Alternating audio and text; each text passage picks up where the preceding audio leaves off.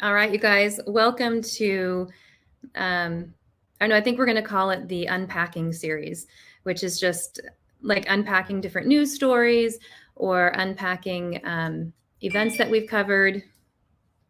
It's my phone telling me that we're live. So there we go. I was reading through the comments tonight on Facebook and on YouTube regarding the J6 rally this weekend. And I don't know, honestly, I was really surprised by how passionate people felt and like how opposed people felt to the events that happened. So I was curious to know, where do people stand on it? I honestly didn't realize there was such varying opinions out there about the whole thing. Hey, Veronica, it's good to see you. I know it's kind of late here on the East Coast, but I was watching the Gabby Petito press conference. That's some sad business. That's really I mean, how many of you have you guys been following that also? I think everyone's been looking at that. And for anyone who missed it, they had a press conference tonight near the Grand Tetons, and they found a body that they haven't identified it 100% as Gabby's body, but I mean, it's sure enough that they've called the family and they called a press conference, and yeah, it's just very sad. Hey, Matt over on Facebook, Maurice on Facebook also, Jeff Bridges. Yeah, it seems pretty, yeah, it prayers to the family, because that, I can't even imagine. I have 2 daughters and I have 3 children, and if one of my kids went missing, there's just no coming back from that. So Felicia on Facebook says, where's the fiance though? And I don't know. I mean, that it doesn't bode well for him, because this girl went missing. Like, I think everybody knows the story generally, that this couple started off on a road trip back in July. They had this, cute little white bus or white van, and they were traveling across the United States and like live streaming it and making a little name for themselves online. And suddenly, she stops communication with her family, and he shows back up at home in Florida in her van without her, gets a lawyer, the family, and he refuses to speak to her family. I mean, my husband and I were talking about it, and he was like, the amount of restraint that father showed and that mother, I would probably be in jail, because I would show up on a doorstep and make demands physically if I had to. I don't know. But they've handled themselves as best as possibly can be expected, and this is just, the last thing they wanted to hear. But yeah, there's a lot of people wondering if he took his life, or if he's in hiding, or if he's on the run. If his parents know. Oh, Mike, thank you so much. He just made a contribution on Facebook. I appreciate that. Thank you. Yeah, the boyfriend's name is Brian Landry, or Laundry. And he, as far as I know, as far as the news conference earlier tonight, he is unaccounted for. So yeah, Barbara on Facebook, I would do everything I could too. And I think every mother out there would say the same thing, that they would do anything they can to protect their child or find their child. And, as horrible as it is, as a parent, I would rather know for certain one way or the other than to wonder. It's awful and horrible. I cannot even imagine the pain that this family is in tonight. But once the identity is confirmed, at least they know.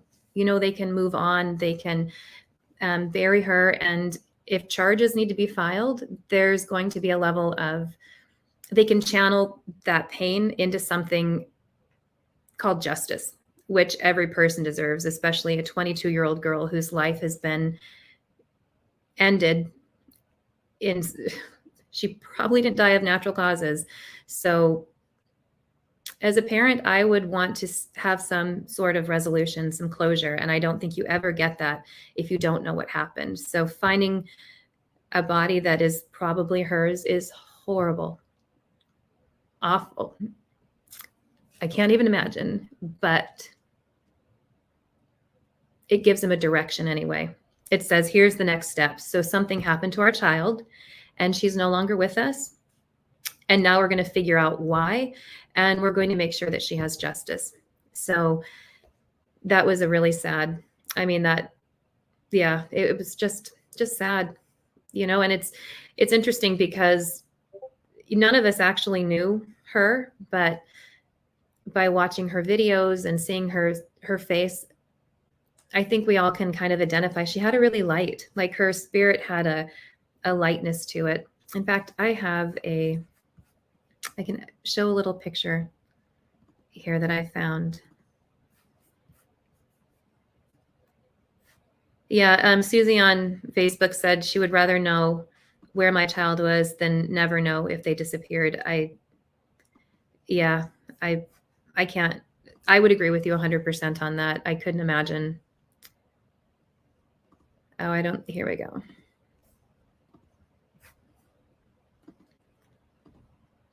So this is the young girl that we're talking about, and her name was Gabby. I don't want to say it, Gabby Petito.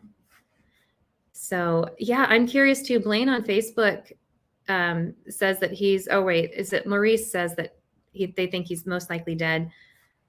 I wouldn't be surprised. I don't know. If you were, it's very suspicious. I'll just say that. So it's very suspicious. And as a parent, there's no rest, no stopping, no amount of energy that would be enough until my child saw justice. So yeah, she was, you know what, Cynthia on Facebook, yeah, it is sad. And there are a lot of bigger travesties, but sometimes sometimes you put a face on it, and it's like you can pour the sadness you have for all those tragedies into one spot. So it is sad, and there are a lot of tragedies, but we have a face to this one, and we don't always have a face for it. And you're right. Over on Facebook, Felicia Boyd says that the fact that he's not working with the police does show a certain level of guilt or culpability in it. And if people have withheld information and put this family, her friends, her family, the people that are, invested in the case, if they've kept information at bay, then they absolutely deserve to have charges brought against them. There's no question about that.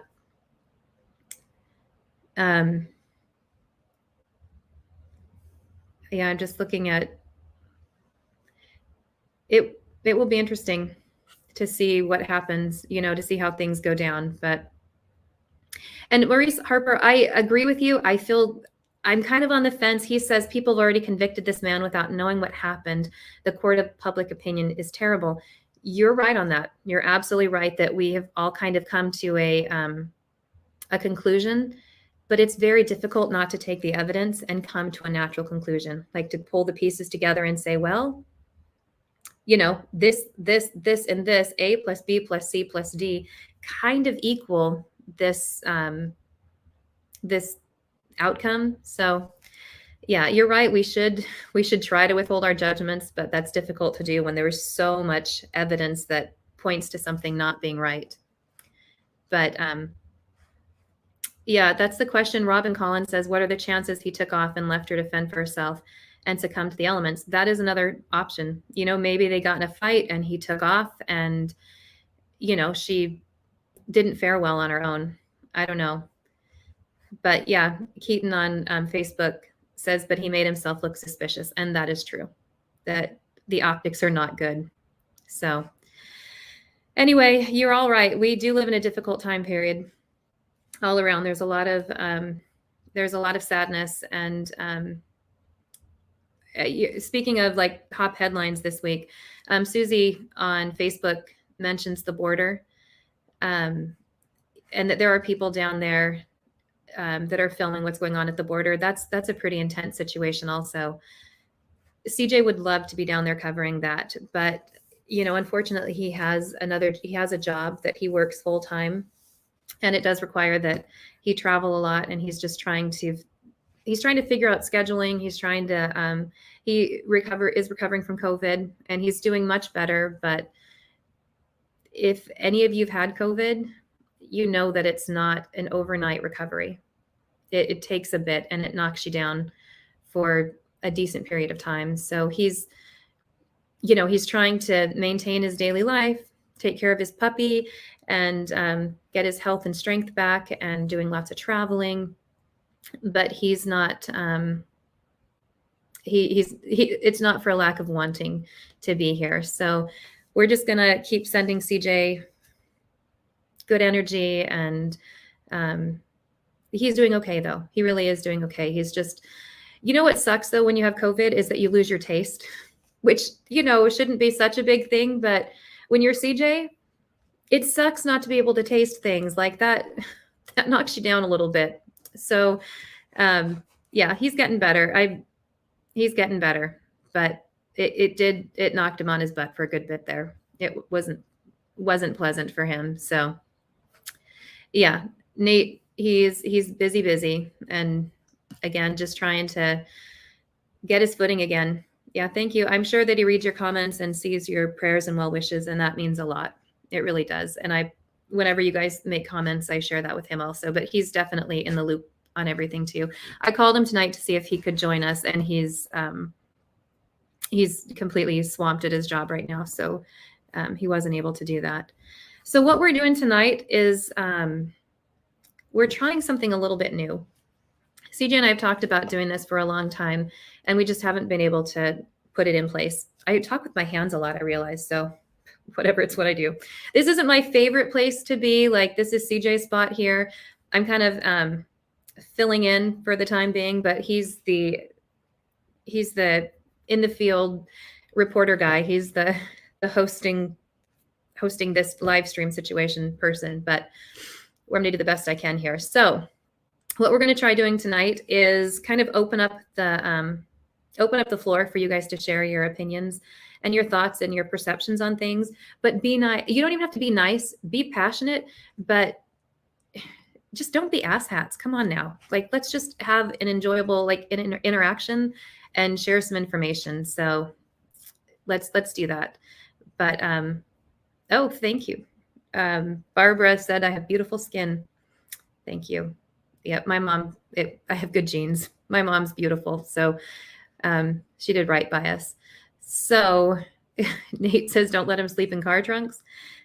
I'm not sure what that means, but yeah. And also I was going to say, with the COVID thing, even getting vaccinated, there's, I know that when I got vaccinated, the second time I had, the first vaccine was totally fine. And the second time, about 2 weeks after my vaccination, I got, this skin condition came up, and I still have remnants of it. You guys, I have this thing spread all across my face, and I looked like a leper for a while. And I ended up having to take a couple rounds of steroids to clear it all up. But so that sucked. So you're not completely immune, even if you get the vaccine. So just be careful out there, my friends. So anyway, back to it. We have wanted to do a call-in show like this before. I'm not sure how it's going to work. I'm not sure if it's going to go over, we're going to try to work out the kinks tonight. And then when CJ has a story that he wants, when he does his show, hopefully it'll be smooth sailing and you guys can call in. So Charlotte, sorry, back to the COVID stuff. So you got vaccinated and then got COVID. Do you know if you had the Delta variant, or if was it before that? I'm just curious about that. So Dean Swafford on Facebook said that they had the Delta and they got the Johnson & Johnson vaccine. I think I got the Pfizer one. And I got it, my husband got it, all my kids got it. And we've been, we've been fine and healthy, but except just, that skin condition. It was one day my family just got back from a cross country road trip. We drove from Washington DC to Washington State and back again. And we're doing great. I was vlogging it all for my family. We went to Mall of America in one morning. I was looking all cute. I had my hair done, did my makeup. I'm doing our little morning video, like, we're just checking out of the hotel, or this is our plan for the day. And then later in the day, got back on my camera and I was like, okay, we're here at Mall of America. We're outside the Lego store. And I was like, what is happening to my face? Because it was like boil. It was just ridiculous. Like I started getting the skin thing and it went down and went all the way around. And I was like, what is happening? I still have the moon face from the steroids. I mean, I'm a chunky monkey right now. Thank you, COVID. But this little moon face situation, that's all steroids. So that's good fun. But anyway, yeah. And it just happened. It took about 2 weeks for it to even begin to clear up. And then I had to pump my body full of steroids so that I could not be ugly anymore. So anyway, I didn't, how did you get COVID though?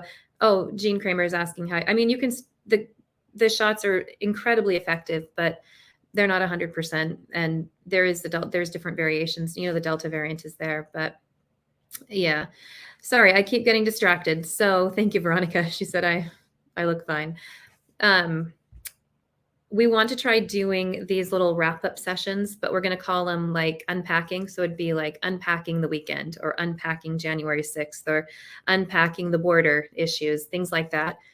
And we want you to have the opportunity to share your opinions in an environment that's safe, where you're not, I want people to share what they feel and what they think without it being children shouting at each other. We've had so much of that.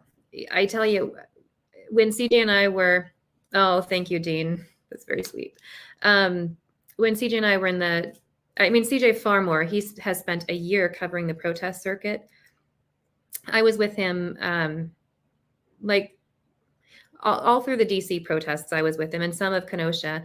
And you guys, it's like the chanting and the shouting and the chanting and the shouting, it gets into your brain, and you're laying in bed at night trying to sleep, and you just hear the same chanting, the same shouting over and over and over again. It's mind numbing. And the thing is, no one is hearing it. Like when you're out there and everyone is just shouting at one another, you're not hearing a thing.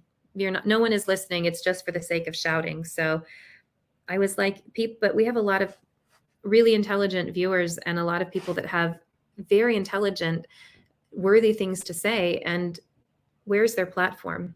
Like where do you get the opportunity to share your opinion and not, when it's not a shouting match? So the whole purpose of CJTV is to elevate voices, and we want to, give you that opportunity. So here is your opportunity. Oh, did anybody else, by the way, quick side note, did anyone else get skin issues from the vaccine? Because I heard that it's like 14% of people that got the vaccine have that issue. Look at that hair thing right here. So I'm just curious if anyone popped that in the comments. So M. Kathy on YouTube, straight adult conversation, yes. All right, so let's jump back to it. I was in DC this weekend on Saturday. It was hot as blazes out there, by the way. And there was a rally called the Justice for J6 rally. And it was hosted by, so Michelle on Facebook said, oh, you didn't have a skin condition. Veronica on Facebook said many people did. Yes, Jenny on Facebook said that happened to her counselor and they're still having problems months later. That sucks. Yeah, see, it's fun. It's really fun. Anyway, Southern Girl on Twitch said your brother-in-law got severe shingles on his face. That sucks. Yeah, that really sucks, man. That's what I thought. I saw my face and I was like, what is happening? I'm supposed to be on camera for the next couple of weeks, but yeah, shingles on the face would really suck. Yeah, adult convo groovy, Andrew Murray. Awesome. So on September 18th, there was a rally called Justice for J6.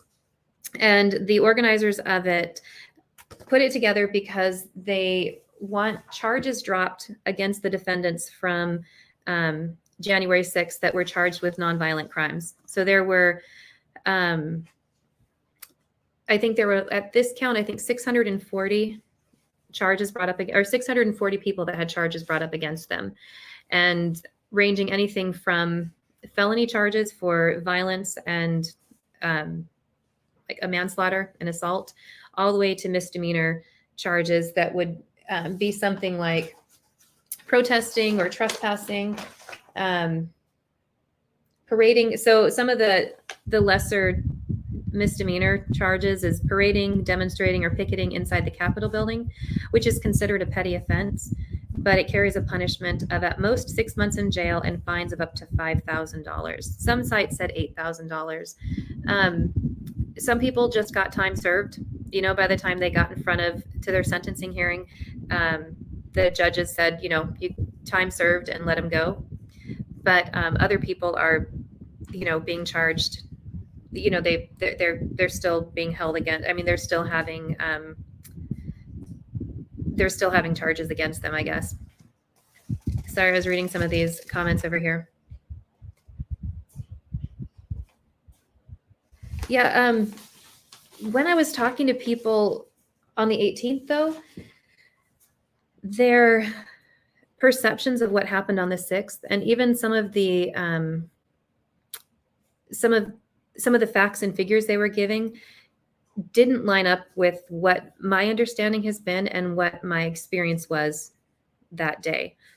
So XX Bones on YouTube says no one was charged with manslaughter. Darn lie. I may be a misspeaking, but for sure it's not a lie. That's what I found when I see all this business right here. It's stuff I found on the internet, but I will have you know it's like 6 different sources, because I referenced and I cross-referenced and I tried to check my facts. None of them are 100% lining up with anybody else, though, but you know, I have a degree in education, so I try to do my due diligence. So I may not get it 100%, but and you're welcome to let me know if I'm not right there, but I'm trying. So anyway, because there were deaths that day, and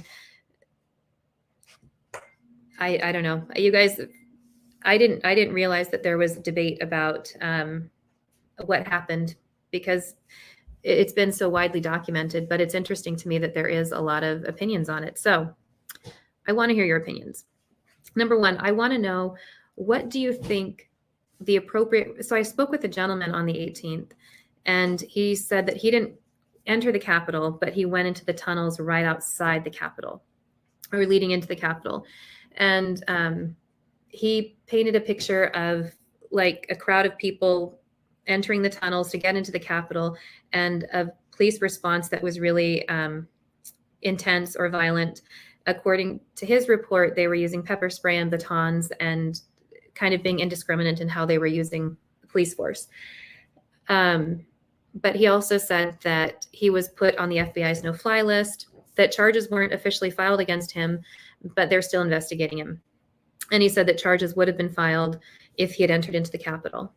So, and I asked him this question. I said, well, what was the appropriate response then? Like, if people are pressing into the Capitol and trying to get in, and Capitol Police are there, like, what's the right response? You know, what should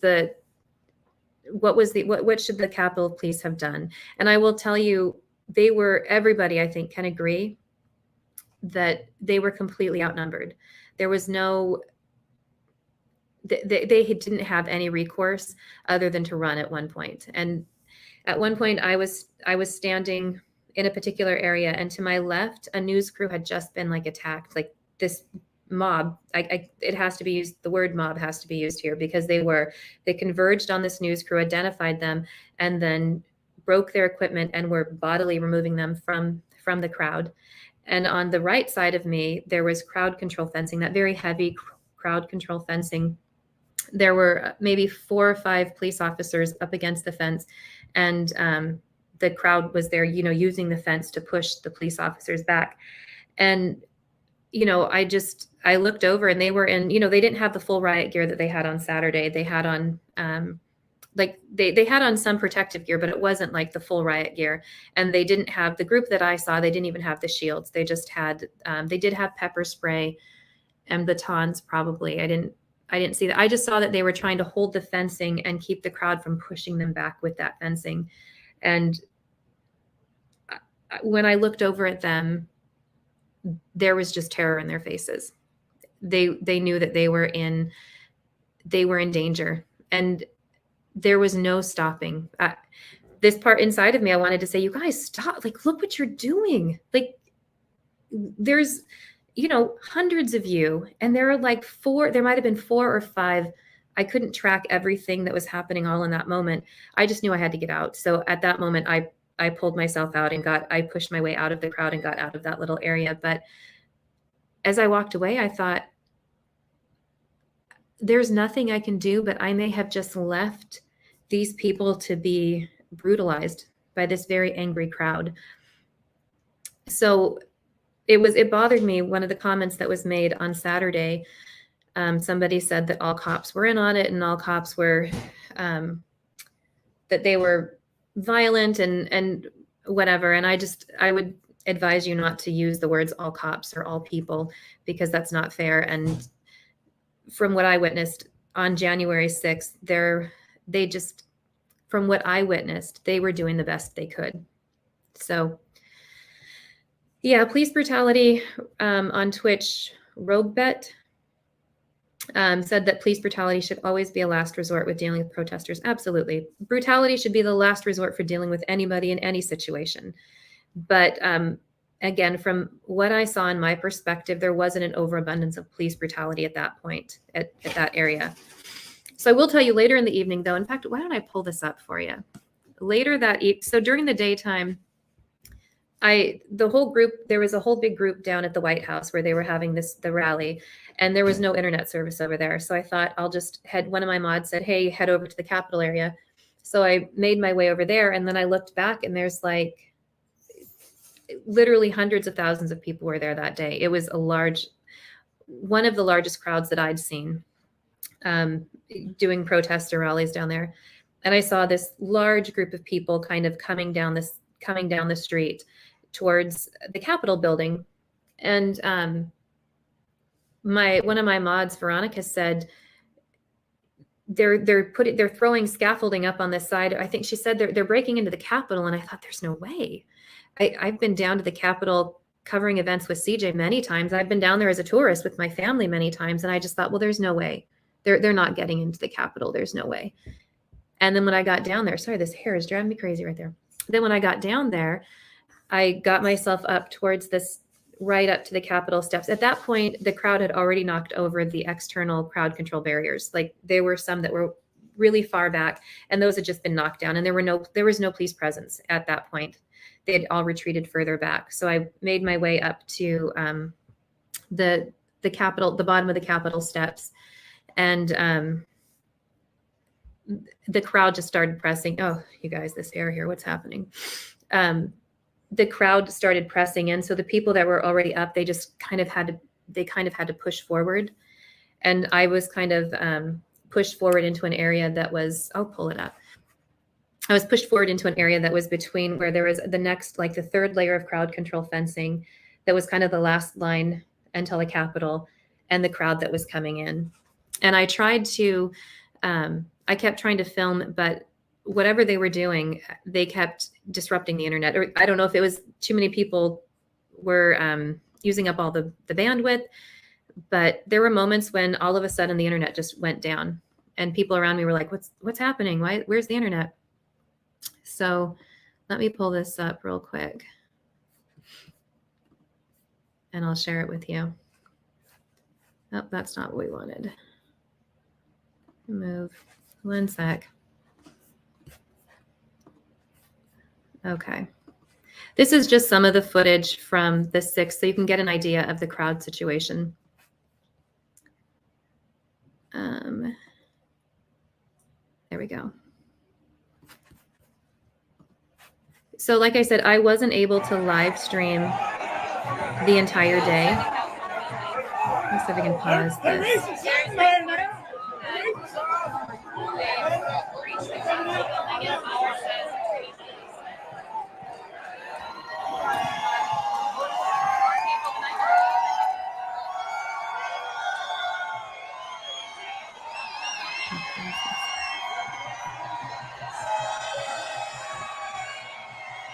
So if you can see right here, I don't know if you guys can see my cursor, but this large white thing right here is scaffolding that they put up in preparation for the inauguration.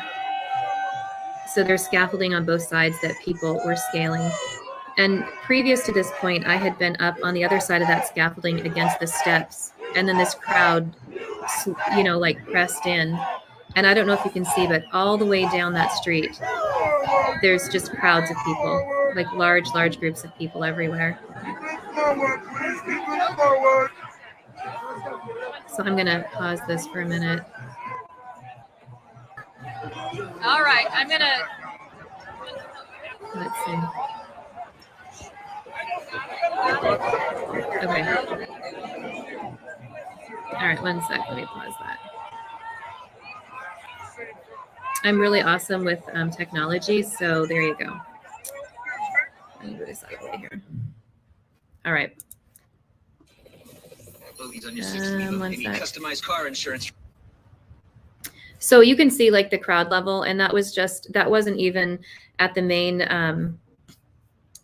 like that was actually after I'd pulled back. So the police had been out further, and they were pushed further back. And so at that point with that crowd, there were no, I mean, there was no police there. There was just no one around. So they had moved back already. Oh, dang it. Just a sec. There we go. Alrighty.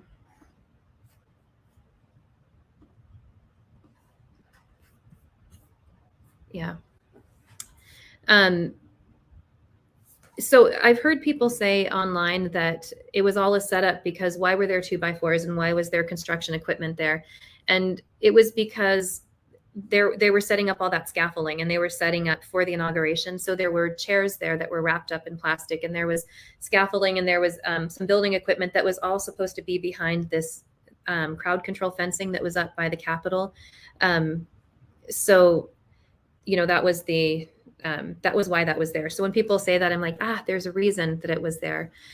Creed on YouTube says, this is the angry mob you speak of. No, that isn't the time. That was, so when everything was going down with the police officers and the news crew being ejected, I put my phone away, and I had been wearing my press badge, and I put it down in my shirt, and I just moved myself out of that situation because it was really unstable. It was right when the crowds were coming in, and it was that first wave of people that were kind of leading the charge.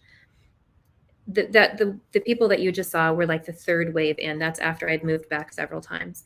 So yeah. Corrine on Facebook, yes, I still have hours of footage in my phone, and we did get, I don't know that we got censored, but we got flagged and lost monetization on YouTube and Facebook for some of the footage that we originally posted. And it just, we did end up taking down quite a bit of footage, and it's, that was just the right decision for us. So yeah, when I talk about an angry crowd, an angry mob, it was not that particular moment. It was previous to that. It was the people that were actually right up front in the fray of it, breaking in the windows and trying to get into the Capitol and calling people to go in. So anyway, the crowds that came, I don't know, I'm sorry, I'm not saying this correctly, but some of the things I heard on Saturday were opinions that the people that were at the Capitol that day were there to protest. And I'm sure that's true. But the chants and the cries that I was hearing were calling to stop the vote. Like that was the stop the vote, stop the vote. Or I think it was stop the vote. It was, they didn't want the vote certified that day, which has become like a big issue in sentencing, because if they're being charged with the misdemeanor for protesting, that carries a lesser sentence than being charged for interrupting a democratic process. So that's where that difference comes in there and makes it important. So I'm going to ask you again, seeing the videos that you've seen, and even the video I just showed you, I guess I can pull up one of the other ones, but actually I'm not going to, because it's not worth the trouble if we get, if we show things that are violent, even if it's for educational purposes, our page is too closely monitored. and we've had our page taken down before. CJ's, I know my face is getting, thank you so very much. We've just had we're always fighting the censorship thing, which is tough. And so we have this determination where we want to show everything. We don't want to hide anything. We don't want to filter anything, but we have to play the game sometimes. So if you guys were watching live that day, or if you saw the footage before we took it down, there was absolutely documented violence that day. You can see it on the internet at other places. It's all over the place. So yeah, we have videos on YouTube, but I think that we took down 3 of our videos because we were flagged for violence. So at least that's what I think they were flagging us for. So we took all of those down. So again, what was the proper response of police there? What charges do you think should be filed, or should there not be charges filed if it wasn't violent? Like the people that got swept up and just, were kind of like, I'll tell you this, the people that were there believed in their purpose. Like they believed in their cause. They really believed that the election had been stolen. They believed that they weren't being represented. They believed that their power was being stripped from them. They absolutely came with a cause in their hearts. And from the people that were near me, from what I felt, a large portion of the people that were there kind of got caught up in this movement of like, we have to do something. And then people are shouting like, the Capitol's been breached. We're going to take the Capitol. We're going to stop, this is something you can do. And I think some of them, my impression was that a lot of them were like, yeah, that's a great idea. Let's do it. Until the FBI is knocking at your door and there's, consequences for entering a federal building. CJ and I have talked about it in extensive detail that thank God he wasn't there that day. Because the earlier videos that we took down, you can see that I was at a position where I could have entered the Capitol with that initial group. And there was a hot minute there where I thought, you know what, this is historic. Like I should be documenting this. Like I need to get in there and, the door's already open. I didn't break it open. So maybe I should go in there and just, document what's going on. And then the saner part of my brain was like, no, that doesn't end well. That doesn't end well. And there were more people pressing in. So I got myself out of there a little bit. But CJ, yeah, he would have had the FBI knocking at his door because he's a baller. He would have gone in for sure. Yeah. So I'm grateful that he wasn't there that day because it would have been a whole big mess. But anyway, what was the proper thing? What was the proper thing for the police to have done? What is the appropriate action now for the people that are awaiting charges or have charges filed or have been in that are in jail right now? So I want to take some opinions. Yes, Corrine Levy on Facebook. Yes, he would have gone into the Capitol. He has said the same thing too. And he's a baller. Like if there's action, he without hesitation is getting in there. And I get in there too. But, my husband is active duty military. He's in the Army. And this little voice inside my head said, what would your husband say? What would your husband think about this? And yeah, so it was a good choice not to go in, especially now that I see no person who entered the Capitol that day has been left without being questioned, without having their lives disrupted. There are websites. This is wrong. I'm just going to say that it's wrong to dox people. So these people are, like we talked about earlier, they've been tried and convicted without the benefit of a day in court, without even having official charges brought against them.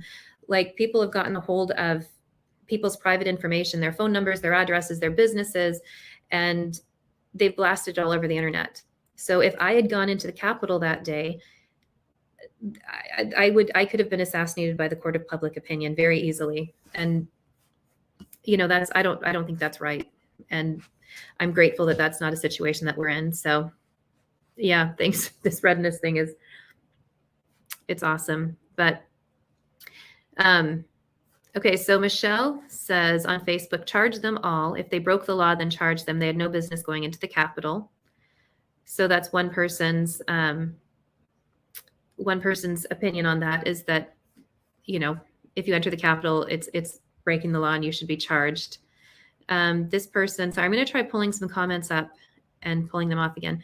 John Sullivan broke a window and was yelling, "Burn it down," yet he is out walking around. Anybody that did something wrong should be punished in a timely manner, properly. So I think what he's referring to there is that a part of the issues that people are having is that people aren't getting processed as quickly as they think they should, that the due process is, there's too much lag time. But as a counterpoint to that, I would say that there were a lot of people and a lot of pieces in play. And my guess is that government officials and law officials have to do a lot of research, and they have to talk to people and figure out who was involved and the extent of what people were doing. I mean, I'm not excusing if there's if due process is not being served, but that is something to take into consideration. Let's see. Yeah, Barbara Pope, this has always been a point of confusion for me, because on the southwest part of the Capitol, which is where I was and which is where we were at yesterday, there was no doors being opened. I myself witnessed people taking building equipment and trying to break into the building. There was no one welcoming them in. But I have seen video of, security guards or Capitol Police opening the door and letting them in. So I don't know how to, I don't really know how to put that in place, because it's not at all what I experienced on the southwest side of the Capitol. So let's see. Yeah. So Barbara on Facebook says 9 months for misdemeanor is ridiculous. Political prisoner. That is one of the things that we heard a lot of yesterday at the J6, the Justice for J6, is that they're, I tried to do some research today to find out how many people have misdemeanor charges against them and what their punishments have been. And to be honest, there isn't enough consistency and information for me to share it with you. Some of the sites that I read said that judges were not being as harsh as they should, that they're letting them off with like more severe misdemeanors like destruction of property with time served and without fines. Other websites I read said that they're being charged with obstruction of judicial process and protesting on federal property, and also destruction of property, and that those are carrying much heavier fines than what should be lobbed on them. So I know finding real information is really tough. Oh, thank you, Tim Dunn. He says, I don't have a question, but I wanted to thank you and the entire team for what you do. I've seen the realness through CJTV Media, and Andrew as well. Thank you. That's the goal. You guys, okay, so yesterday there was an incident. I wonder if I can pull it up for you, where at one point, like all of these, it was yesterday. There was a ton of law enforcement. Like ahead of time, they billed the event as potentially being like there were going to be protesters and counter protesters, and there'd been a lot of online chatter of threats and things like that. So there were every single member of the Capitol Police Force and every single member of Metro Police Force were on duty yesterday, and not just downtown in DC, but like all throughout DC, because obviously there's opportunistic criminals and they're going to be like, hey, something's happening at the Capitol. Let's go, commit crime. So they were all on duty yesterday. And then they also had 200 members of the DC National Guard and some other members. They had members of the Virginia and Maryland National Guard on standby to come in if they needed it. Sorry, there we go. So at one point, I mean, I would say that there was at least the ratio of law enforcement to rally goers wasn't even balanced. I think there's more law enforcement than there were actually participants in the rally yesterday. But at one point, kind of the contingent of riot police circled around one person and then walked him out. And we followed him, and I got more information on that. And what happened is that somebody in the crowd pointed out to a police officer that he had what looked like a weapon in his pocket. The police officer came over and questioned him. The man said that he was either an off-duty police officer. Another report said that he was an off-duty FBI agent. But I think that most people agree that most of the accounts I saw, he pulled out a badge and showed them something, and it looked like he was showing them he was an off-duty police officer or an agent of some kind. And we didn't see a weapon, but I think it's being generally accepted that he did have a weapon on him, but he had a permit and he was an off-duty law enforcement of some kind. So they surrounded him and they walked him out. Nothing happened. I mean, there wasn't any drama. And I told you, the people that were with us yesterday, I said, you're watching what's happening start to finish. You saw every moment of it. And then look at news reports after the fact and see how they report it. And so I did some digging. I'm not going to put anybody on blast here, but I did some digging, and sure enough, they were like, arrests made at the J6 rally for weapons. They said that somebody got arrested for a knife. And I think that happened earlier. I didn't see it, but they said that he had concealed weapons and was in the crowd. And it was very sensationalized in some of the media reports that we saw. And that is exactly why independent media is so vital, because you were there. You can see without any sort of filtering or editing or narration what happened until start to finish. But if you weren't there and all you could do was look at the news reports, you would have a narrative that fits somebody else's agenda and you wouldn't have truth. So if you believe in the cause of independent media, please, consider being a supporter of CJTV or any other independent media site that you find worthy and get good information from.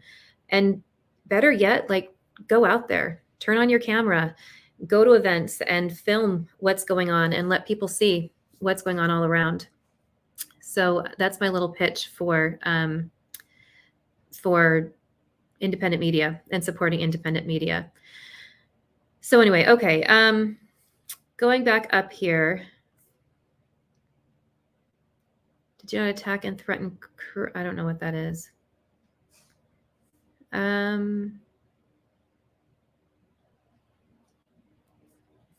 Oh, okay.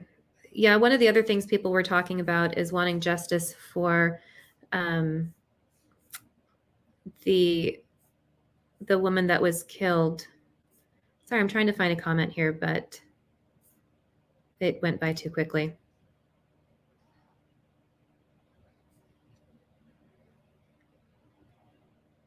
I'm not sitting crying. So Shiloh won on Twitch. I thought I saw a comment that went by. Were you at the Capitol on the 6th? Is that the comment that I saw?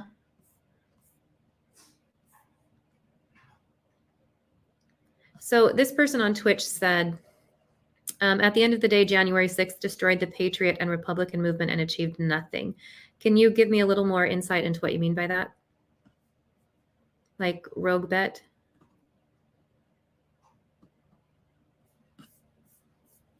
Because it was shocking, you guys.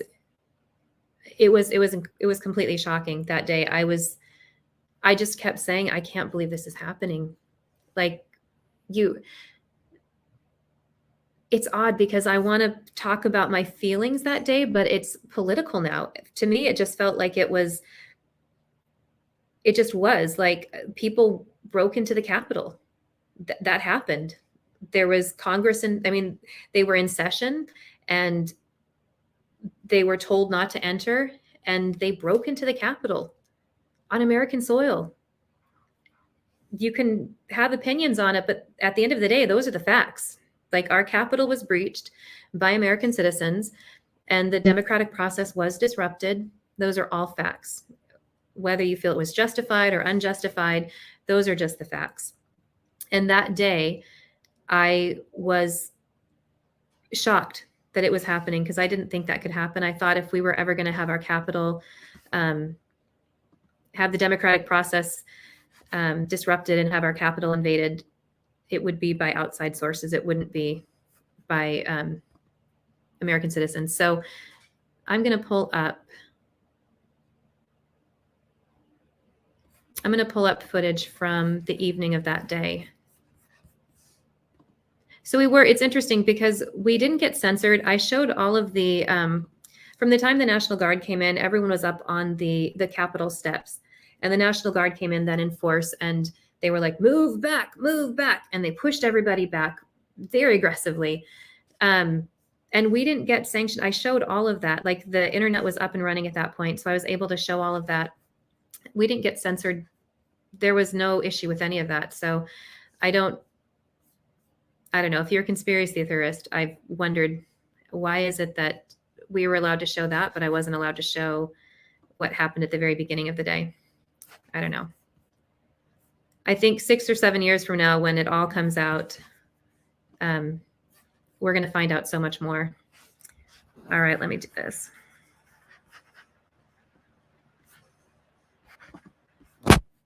So people that were supporting the J6 rally, they said that they were there for justice for the people that were being, that were having like charges filed against them for nonviolent crimes, and that they were not being treated to due process, and that the penalties were too harsh for a nonviolent crime. People that opposed the, see if that's wrong. People that were the opposition is claiming that the right side is trying to rewrite the narrative around January 6th, that they're trying to rewrite history so that, the history books report it one way rather than another way. And I think, that's what everybody's doing. All right, let's see if I can pull this business up here. No, not that. This one. Oh, you guys, I hate technologies. Let's see if we can do that here. You know what? Let me have one of you guys try to call in just a second. But again, don't be an asshat. I don't have any patience for it. All right, we're going to do this one more time. Mary Kay Berlin, yeah, there, she said, I thought you said you were tempted to follow them in. I was. Because I was like, this is historic. Like, how do I'm right here. Like, I'm watching this happen. How do I not go in and like follow it through and see, like, just to see what, what's going to happen. And there was a moment where I was tempted to go in there. And then I kind of came to my senses and thought, no, this CJ has taught me well that we're not here to make the news.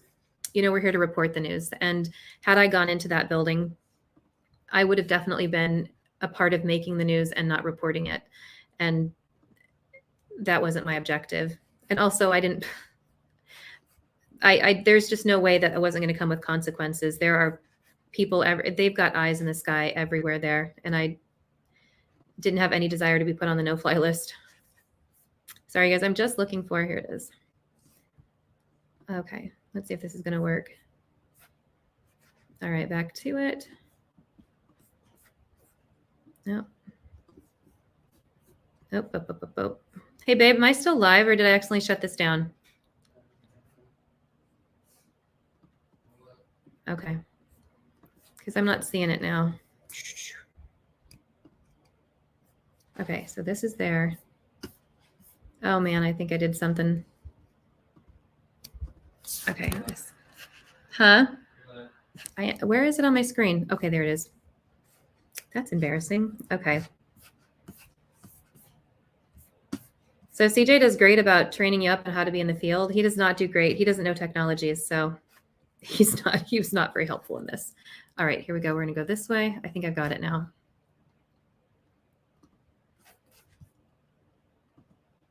I couldn't be the only one that was sitting there thinking, is this happening right now? Like, am I watching this on American soil? There we go. Okay. All right, I think we're there. Here we go. So this is my footage from the evening time. This is before, like, the Capitol had been occupied for, I think, 3 or 4 hours, and the National Guard had come in. They were inside. There's a tunnel in here, and in a moment they come. So that's Capitol Police up on the risers in the yellow jackets, and Metro Police, and they'd issued a curfew. The media and first responders were exempt from the curfew, though, so I wasn't breaking the law by being out there.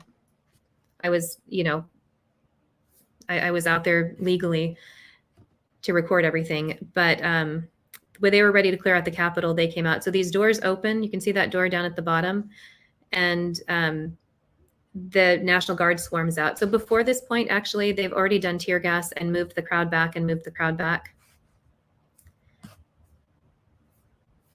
So they're letting people know. So the reason the camera is moving around everywhere is I'm trying to get to a safe space, so I have a route of exit. I want to get to a point where if I knew they were going to start coming out, because I looked behind me and saw that there was a whole line of, they were setting up a perimeter, and there had been, you can see there's still tear gas up in the air over here. And I just thought they were also shooting rubber bullets at one point, and I didn't, CJ was hit with rubber bullet once, and that isn't anything I wanted to be a part of. So I wanted to stay to show everything, but I didn't want to be hit with rubber bullets, and the tear gas sucked. That gets all up in your, it gets all up in your nasal cavities, and it's not pleasant. Yeah, so at this point, they've already evacuated the Capitol, and now they're taking back the front lawns, and they're moving people back and moving people back. But I still haven't seen an answer. What is the right amount of, what's the proper charge for somebody who entered the Capitol? So let's say I had entered the Capitol that day without a press badge. I'm just someone in the crowd, and I wanted to see what was happening. And I follow the crowd into the Capitol, and I walk around and I look at everything. Then what? Like, what penalty should be, what should be my penalty for that decision?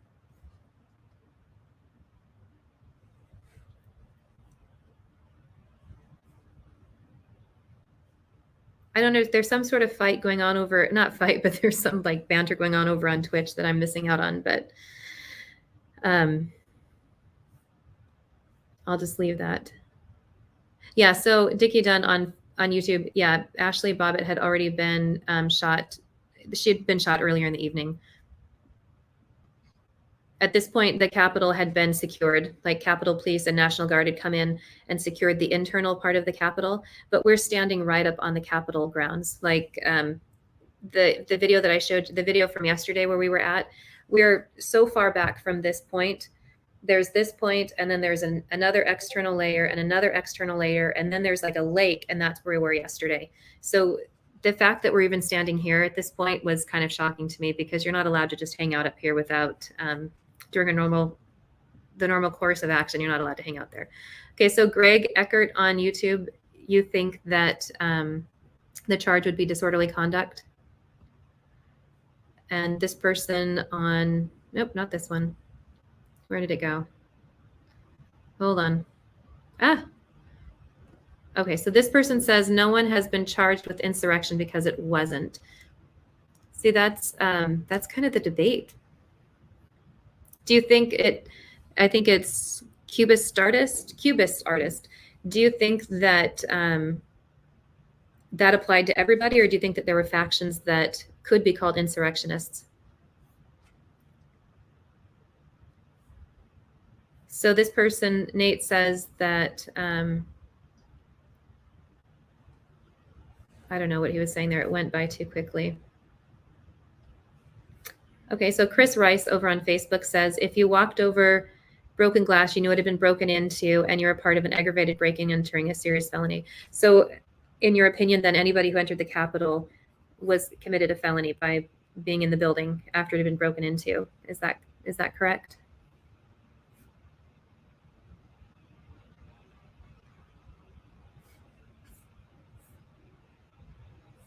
I have heard other people say that that the Capitol is our, our tax dollars pay for it, that it's our building. And there is a little bit of that. So here you can see where the National Guard comes rolling out. Well, I guess it's still Capitol Police. It's the riot police, though, and they're not messing around. At this point, they're ready to go with it. Like, they're going to put us back. And yeah, at this point, I was like, ah, crap. I didn't get far enough back. And there was a whole line of people around us. So someone look up what is the definition of an insurrection? I don't know. I have not looked at that.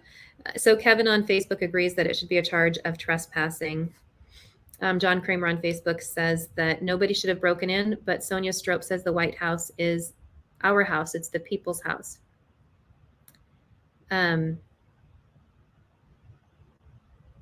Yeah, this isn't, you know what, I did not realize, Corrine Levy on Facebook, I didn't realize that they hadn't released body cam footage of the officers that were there that day, because there is so much, there is hundreds and thousands of hours of live stream footage from that day. There's, you know, I think I had 13 hours of live stream footage throughout the day.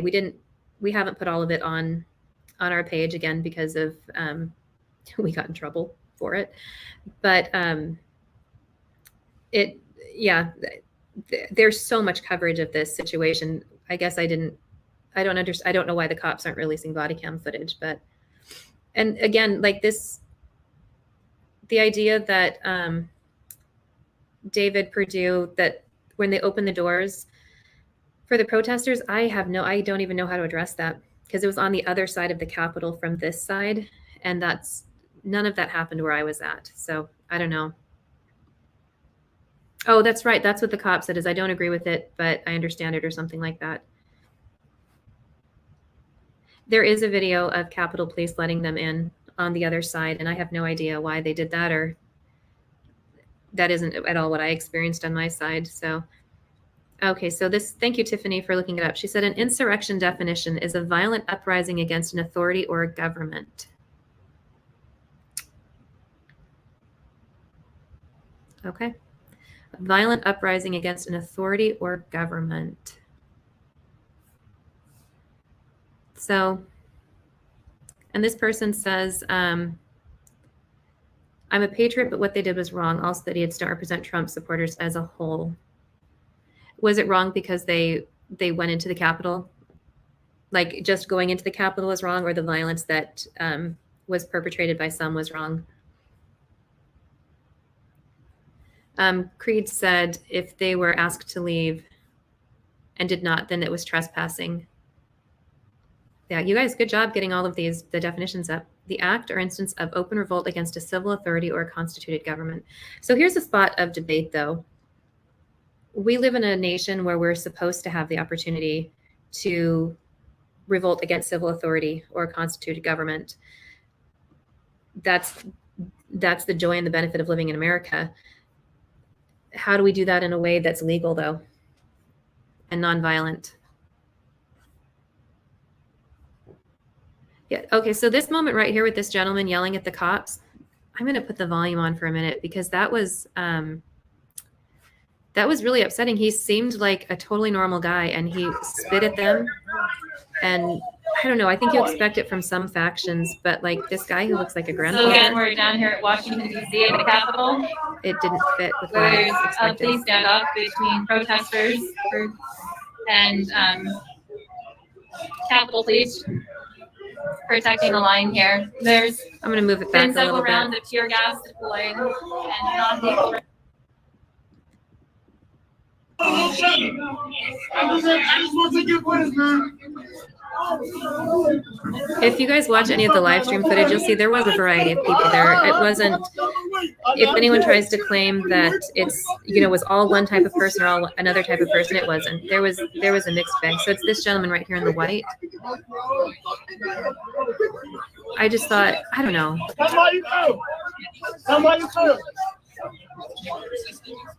I think that's kind of an interesting. No, that's probably right.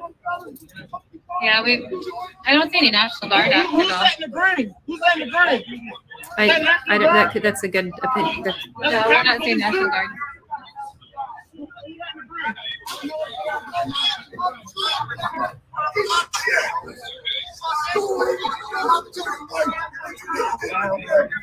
So I don't know if you can hear him, but he was saying stuff like, you know, you're a piece of shit. You go home to your So wife. again, we're down here at Washington.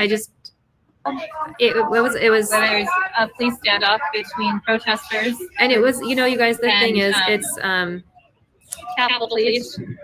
it wasn't just protecting the this line event. here. I mean, we heard. I mean, being out and following protests and stuff, the vileness that people throw at one another is just nauseating, because it's not just this group here yelling at the cops. It was, you know, groups yelling at the cops in Seattle and in Portland and in Minneapolis. And I get, you know, but people are angry and they're frustrated and they they're not being heard. I get that. I totally get that. But it's hard when you look at somebody's face. Like I looked at these police officers and I looked at this gentleman here and I just thought, you know what? They're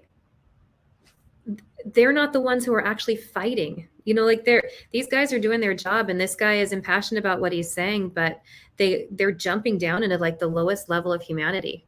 Like, you know, spitting and saying vile things. I mean, be as passionate as you want, but leave people's kids and families out of it. Come on now. Like it's unnecessary. You know, Jennifer, it's funny because when I've been in the field, it's like CJ has been, you kind of are,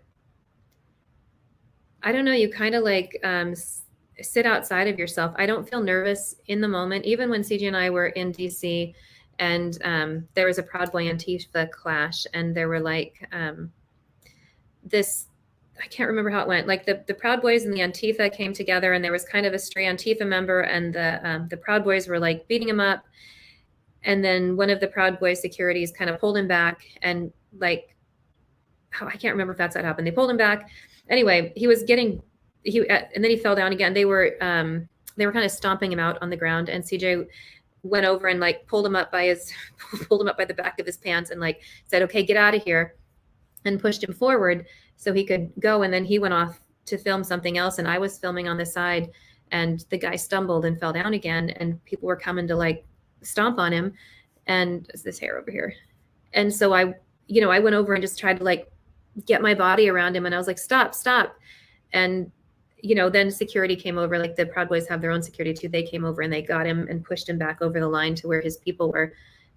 But in that moment, like I wasn't ever afraid of that until like later on I was laying in bed and I was like I had to like go through, like they were shooting. I mean, the people on the Antifa side were throwing like rubber, I don't know what they were exactly. They were like chunks of rubber or something. They were lobbing those over and they were shooting tear gas.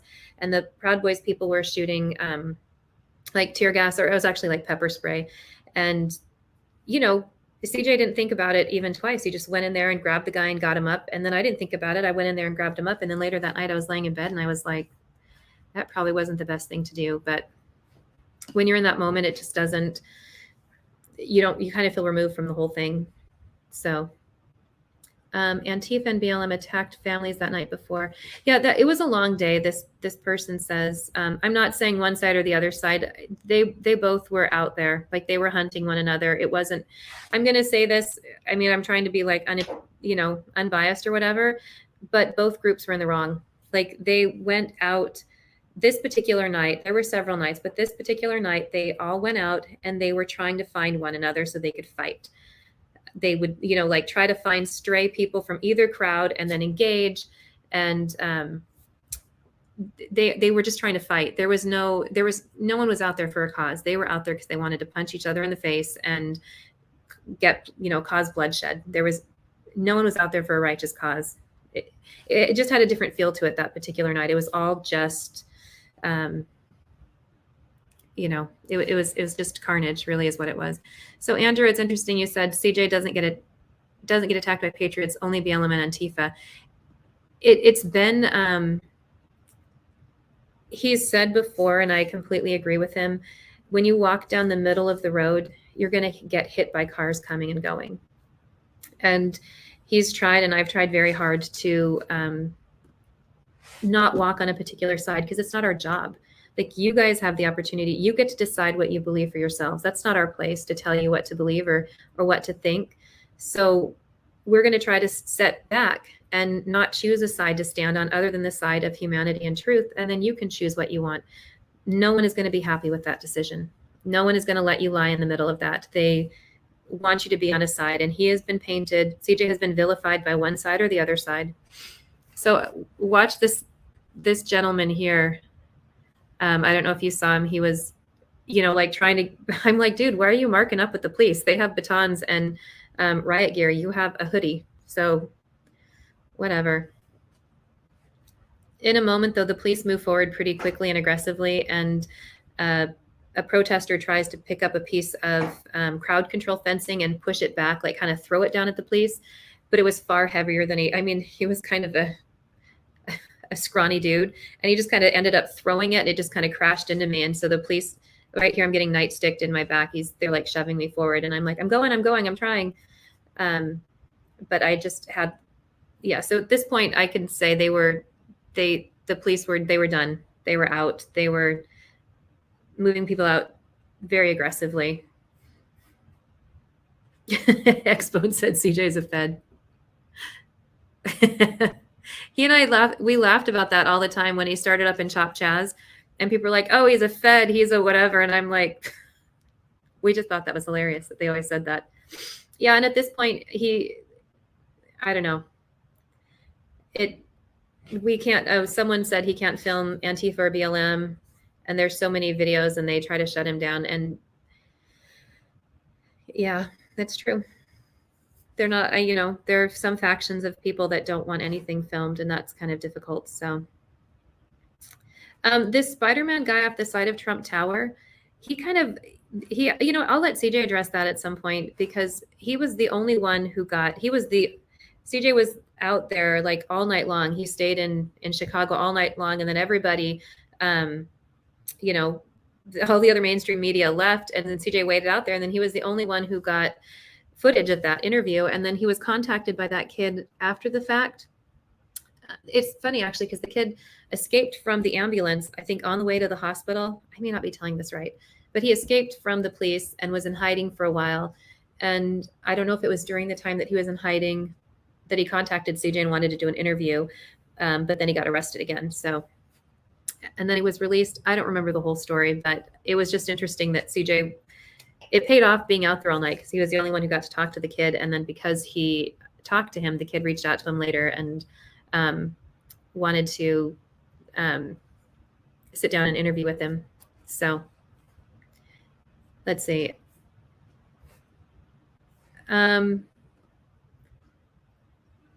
Who is saying that he's an activist and not a journalist? Because CJ has never said he's an activist and not a journalist. I don't know if I think you're talking about someone else. So I'll take that off of there.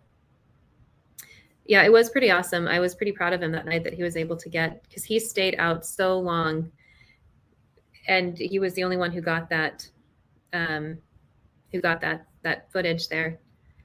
But anyway,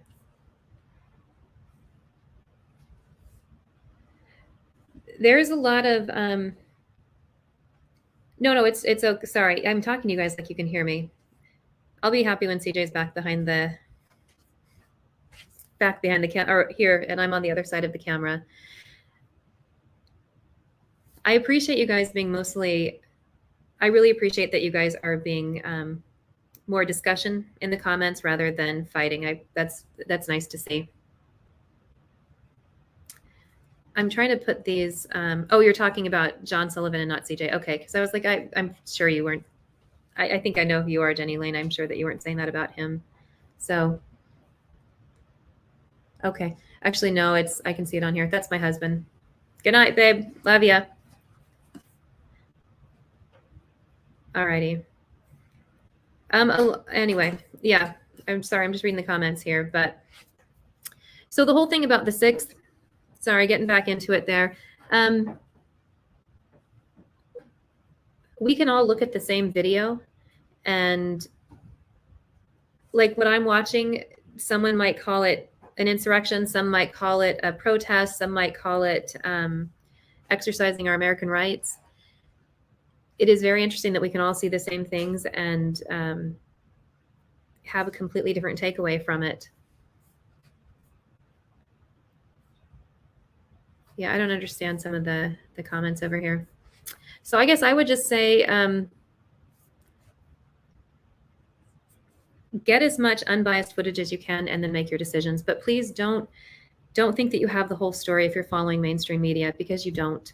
You're being told a narrative and you're not getting the full story. And if we had a larger, like, the grand view would be to do this on a larger scale. We would love to have people across the country being citizen journalists that we could showcase on CJTV. And so that's something that is, we're trying to figure out the best way to do that, because our society does not work without independent media. it just is not going to function. It won't be America if we don't have independent media. And that's a cause that, it's worth it to go out and spend. I think I was in the field 13 hours on the 6th. And I had to pee like mad by the end of the night. And I almost got arrested because they were kettling everybody in. By the way, thank you, viewers, because I was still, CJ is an expert in the field. He keeps track of everything that's happening. I'm just flying by the seat of my pants. And I didn't even notice that we were all being kettled in until the viewers were like, hey, you're getting kettled. And I was like, crap, I got to get out of here. And if you guys were watching, I made it out by the skin of my teeth. I barely got through that crowd control fencing. They said no. And then I had to worm my way out with another news crew. But so thank you for saving my bacon that night. But CJ's been in the field there were days in Portland and even Kenosha when it was 13 hours a day, sleep for a couple hours, and then right back at it. And he's not doing it because it pays very well. He's not doing it because it can financially support him. We're not doing it because, we want to be internet famous or anything like that. We're doing it because we truly believe that independent media is vital to a healthy society, to a democratic society. And so that's why that's what we're doing here. And if you're following along, then I have to think that you guys feel the same way about it. I saw a comment up here that yes, and I think that we need to highlight that there were people calling for, they hung up a noose because they said they wanted to hang Nancy Pelosi. There were definitely threats of physical violence against particular members of the cabinet that day. So, yeah, I was just looking over here. I wish there was more independent media to watch, honestly. CJ does try to be fair. I think we all try to be fair, but it is really difficult that there isn't, even some of the independent media isn't, I guess there's a difference between independent and unbiased. So our platform, we try to remain independent and unbiased. We don't sell any of our footage. So if you've seen our footage on mainstream media networks, we've not sold that footage to anybody because we don't want to be controlled by, the Associated Press. You have to sell a story, and we're not interested in selling a story. We're interested in telling the truth and letting people decide on the story for themselves. So finding unbiased media is actually really difficult, unbiased and independent, because a lot of independent media still has a narrative to tell. So if you guys are, if you're interested in being an unbiased citizen journalist, give us a ring, because we're trying to figure out the best way that we can host citizen journalists on the site while keeping a high standard of non-engagement and unbiased. So if you have any suggestions, we have an inbox. So this dude right here, he made the FBI's most wanted list, and we had to surrender footage for, anyway, yeah.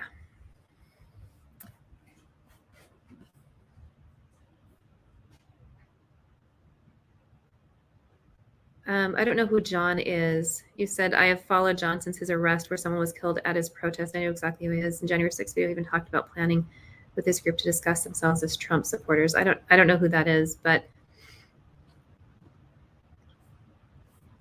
So Bones, if you want to work with us, send us a message in our inbox. And I'm being completely serious, you guys. If you have, you can be completely biased. You can have whatever passion, whatever platform you want to stand on, but you have to check it at the door if we put you on the page, because we just want to show the truth and let people hear the truth. And if you are someone who wants to do that and you're willing to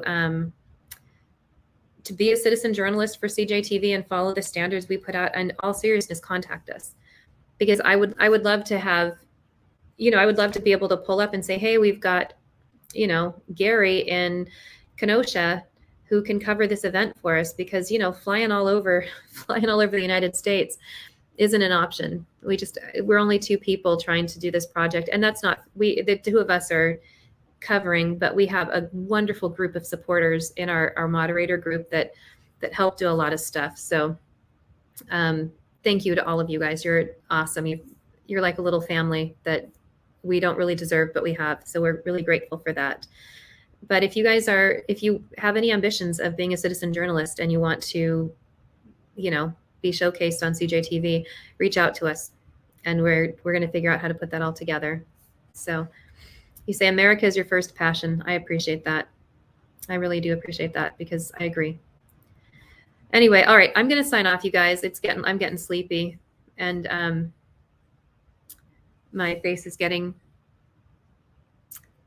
redder and redder there. That's super fun. I thought about maybe talking about the border tonight, but I don't know. I decided not to.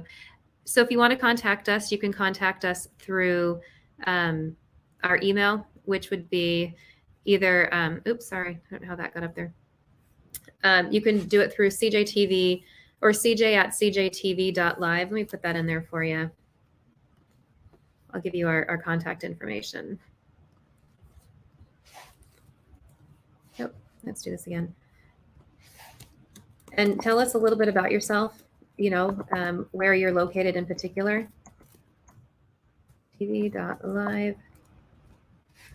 Okay, these are 2 email addresses you can, this is mine. This is cj@cjtv.live, and shama@cjtv.live. And, reach out to us if you're interested in that at all. You can absolutely have an opinion. You can be the leader of whatever group you want to be. You just can't bring that to the page when you're reporting on something for us. And yeah. If you guys, and also, yeah, though, the hard thing about that is our audience is going to have to be understanding, though, that we may have someone on our page reporting who, on their own time is, like an extremist on one side or the other side, but when they come to our page, they're just a citizen journalist for CJTV. So we'd have to make sure that our audience is willing to be graceful about that kind of thing, because we just want people who will will report what's happening in their neck of the woods in an unbiased manner. You don't have to, you can be whoever you want to be in your own time, and our audience just has to be graceful with us and let us employ whoever we can. Well, not employ, because we don't really make money doing this, but showcasing them, I suppose. So anyway, yeah. So cj@cjtv.live and shama@cjtv.live. Or we also have a website that you can, that's my finger. We also have a website. Yeah, and you know what? You're right. No one is completely unbiased, but we can try, right? We can try to keep our bias gone, to keep our bias at the door. So that's the goal anyway. So I'm gonna leave that up there. You guys, thanks for chatting with me tonight. This particular story is close to my heart because I was involved in something that I had not expected. I'm sure it's the way that CJ feels about his time in Kenosha, because it was such history making. It was to be there at a moment that was historical, that will be in history books. It will be marked as one of the major events of 2020, and this will be marked as a major event in 2021. And just watching it unfold in front of my eyes, to hear it, to see it, to be a part of it, to smell the things there, and to touch it. I have the opportunity to share that with my kids later on, and my grandkids. I can say, yeah, this is what I experienced that day. And so I'm really curious about people's opinions and how they experienced that day and everything that comes after that, which is why I wanted to have a conversation tonight, because I'm invested in it. So I appreciate you guys sharing your opinions with me, because it is eye-opening. I didn't realize there were so many differing opinions on things like that. So anyway, thank you, Kathy, Kish. Good night to you. Yeah, I agree. We gotta bring people together, and we don't have to hold hands and sing Kumbaya, but we can sure have good discussions with one another, right?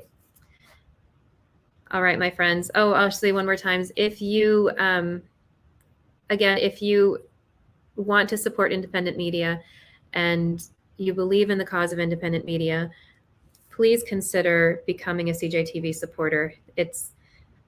Donations are fabulous and super appreciated. It's how we've bought it's how we bought CJ's cell phone and pay for his cell phone plan every month. It's how we bought the road mics that he uses in the field, that I have one too, and I'm not great at using it, but I'm going to get better. Those are wonderful. But when you become a subscriber, then we have consistent income coming in so we can plan trips. So like CJ really would like to go cover stuff at the border, and he would really like to be back in Kenosha to cover the Blake trial or the anniversary. He just, you know, it all takes funds to do all of that. So having supporters and having that income coming in every month helps us grow the platform and help CJ get to where he needs to be. So even if it's $5 a month is our to become a subscriber on Facebook, or you can subscribe through Patreon.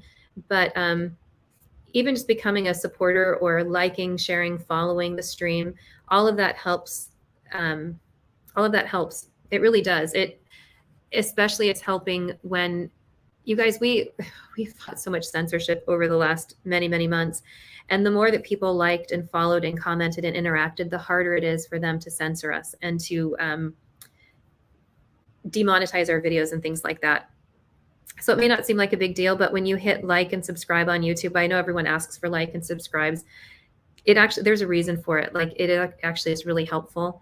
And when you, follow or like on Facebook or share the stream, it makes a big difference with the algorithms, which is really helpful for, if nothing else, for censorship. It's harder for them to censor us or take our page down if we're higher up in the algorithm. So, I really do appreciate every ounce of support that we get, and it's for the cause of independent media, unbiased independent media. So I'm going to leave you with that. You all have a nice evening. Thank you for hanging out with us tonight, sharing your opinions. And thank you for the mostly civil. I haven't really seen, maybe my moderators are fast on the draw, but it's been pretty civil, and I really appreciate that. So we can just end the evening off on a good note. All right, you guys, have a good evening, and I'm going to try to end this broadcast without fumbling it out. And have a nice night too. Thanks, Susie. Oh, Michelle, thank you. Just shared. See, I said I was going to end it, but yes, this is live right now. Nicole at Seattle. Hey, Seattle. I was just up there recently. Love, that's my Pacific Northwest is my heart. Thank you, Michelle, for sharing. Look at that. Thank you. It says the live I saw was on D Live. I don't know what that is, but oh, I'm sorry. No, this right here. I'm sorry. Let me take this off. I think what you're asking is if that was live. No, that is not live. That is that was from January 6th. Yeah. So thank you, Veronica. You guys have a good night. Thank you so much.